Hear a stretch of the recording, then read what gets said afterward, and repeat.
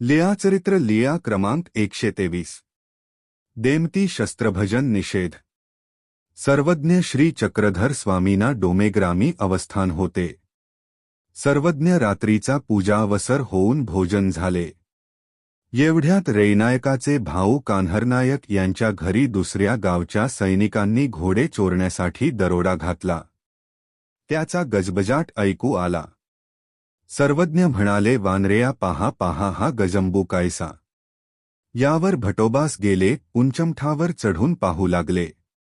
तर त्यांच्या लक्षात आले की दुसऱ्या गावच्या सैनिकांनी घोडे चोरण्यासाठी दरोडा घातला। तुंब युद्ध चालू होते। आतले सैनिक बाहेरच्यांना आटोपत नव्हते आणि बाहेरच्यांना आतले सैनिक आटोपत नव्हते। अशा प्रकारची लुटालूट होत होती। भटोबासांना पूर्वीचे जीवन आठविले आणि बळीरे बळीरे म्हणून गगन गर्जना केली। त्या सैन्यामध्ये एक सैनिक शब्दवेधिया होता। त्याने शब्दाच्या रोखाने बाण मारला। तो बाण भटोबासाच्या कानाला घासून गेला। सर्वज्ञांनी पाठविले होते म्हणून वाचले। ते येऊन भटोबासांनी सर्वज्ञांना सांगितले। मग सर्वज्ञांनी भटोबासांना शिक्षापण केले। भटोबासांच्या हाके सरशी सैनिक पळून गेले। एक दिवस तो बाण देमासासी सापडला।